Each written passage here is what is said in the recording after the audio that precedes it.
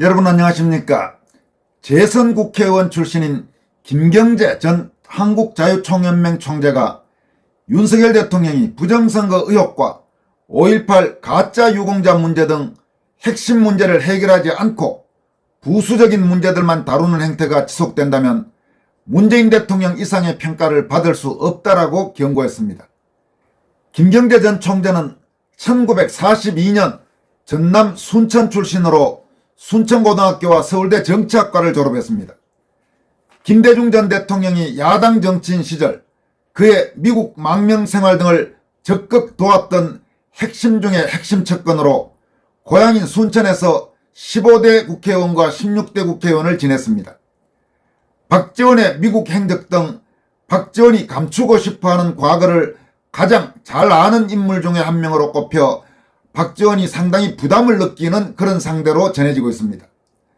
하지만 김경재 전 총재는 김대중 정권 출범 후 대북 비밀 특사로 북한에 다녀온 뒤 김대중의 맹목적인 대북 퍼주기 정책에 이견을 제시했다가 DJ의 눈밖에 났고 뒤에 박근혜 전 대통령이 대통령에 당선되는 과정에 일익을 담당해 박근혜 정부에서 한국자유총연맹 총재를 지냈던 82세 호남우파 원로 정치인 겸 농객입니다.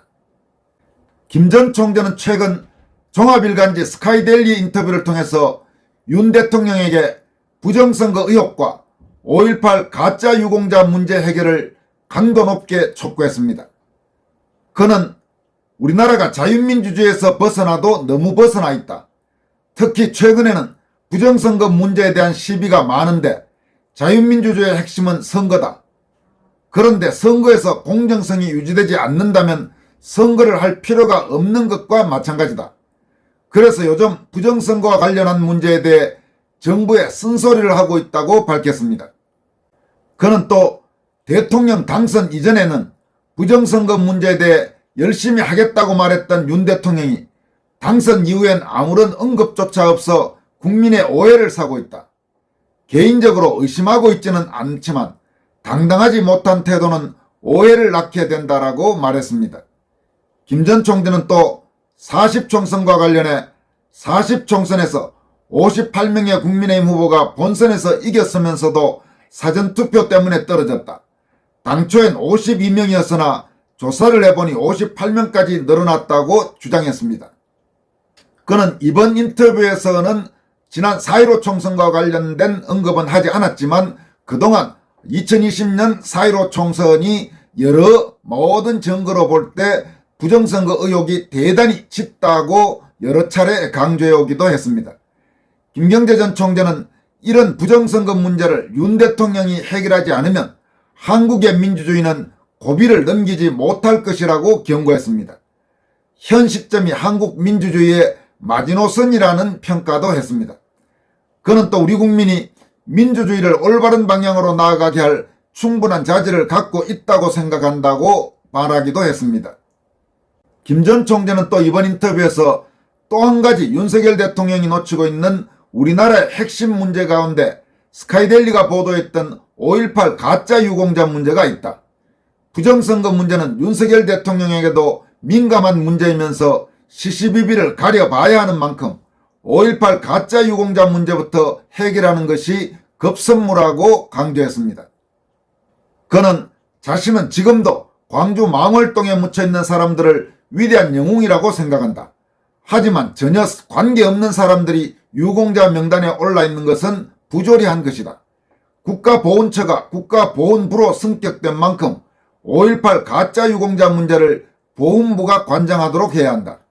그리고 유공자 선출 방법 등의 문제에 대해 국민적 합의를 도출할 수 있도록 대통령 직속으로 광주 5.18 조사위원회를 구성해야 한다고 생각한다라고 말했습니다. 다시 말해서 5.18 가짜 유공자 문제는 반드시 해결하고 넘어가야 한다고 지적한 것입니다. 김 전 총재는 윤석열 대통령에 대해 윤 대통령에게는 정치적으로 승부사 기질이 부족한 느낌이 있다. 이런 역사적 문제, 즉 선거 부정 의혹이라든지 5.18 가짜 유공자 문제와 같은 역사적 문제에 대한 승부수를 던지지 않고 최상병 특검, 김건희 여사 명품백 의혹 특검 등을 회피하는 데만 주력하고 있다. 이런 특검 관련 문제들은 중요한 사안이 아니다. 자꾸 거부하게 되면 혹시 다른 문제가 있어서 그런 것은 아닌가 하는 오해를 받기 마련이다. 또한 부정선거 및 5.18 재조사 등 더 중요한 문제를 차치하는 것은 더 바람직하지 않다고 본다라고 역설했습니다. 그는 자신이 한국자유총연맹 총재를 지낼 당시 가장 기억에 남는 성과로 350만 명에 달하는 회원 중 연맹 내에서 별도로 통일선봉대라는 조직을 만들었던 사실을 제시했습니다. 350만 명의 회원 중 98만 명이 이 통일선봉대에 함께 했던 것으로 기억한다라고 말했습니다. 그러면서 통일선봉대는 남북 자유통일이 언젠가 실제로 일어날 때를 대비해 만들어진 조직이다. 김정은 북한 체제가 무너지고 통일이 되면 통일선봉대가 앞장서서 새마을운동처럼 북한 개발에 일조하겠다는 것이 조직의 핵심 목표였다라고 소개했습니다. 김경재 전 총재는 최근 자신의 유튜브 채널 김경재 방송을 운영하고 있습니다. 이 김경재 방송에 업로드되는 최근 영상도 윤석열 정부가 수행해야 할 핵심 과제로 선거부정 의혹 진상규명과 5.18 관련 재조사 관련 내용이 핵심이다 이렇게 전했습니다. 그는 앞으로 좋은 정당이 만들어지면 그 정당의 자문위원장을 맡고 싶다고 이번 인터뷰에서 밝혔습니다. 그리고 좋은 사람을 대통령으로 키워내는 후견인이 되고 싶다는 포부도 밝혔습니다. 김 전 총재는 대단치 않은 경험이지만 좋은 정당이 나온다면 자문위원으로서 아낌없이 지원하고 좋은 후보나 인물이 두 사람이 생긴다면 그 두 사람이 공정한 룰을 통해 경쟁하도록 하는 것이 목표라면서 한 명은 대통령을 하고 다른 한 사람은 국무총리를 하면 더없이 좋겠다 이렇게 밝혔습니다. 이어서 전해드릴 내용도 김경재 전 총재가 밝힌 핵심 양대 과제, 즉 선거부정 의혹 진상규명과 5.18 가짜 유공자 문제 해결에 관한 김태성이란 분의 기고문을 여러분들에게 소개해드리도록 하겠습니다. 이 김태성이란 분은 서울고등학교와 서울대 법대를 졸업했고 오랫동안 금융인으로 일한 뒤 퇴직한 지금 80대 초반의 애국시민입니다. 그는 최근 권순월TV로 보내온 기고문을 통해서 다음과 같은 의견을 밝혔습니다. 제가 나이 들어 쓸데없이 걱정이 많은 점을 양해하시고 글을 읽어봐 주십시오.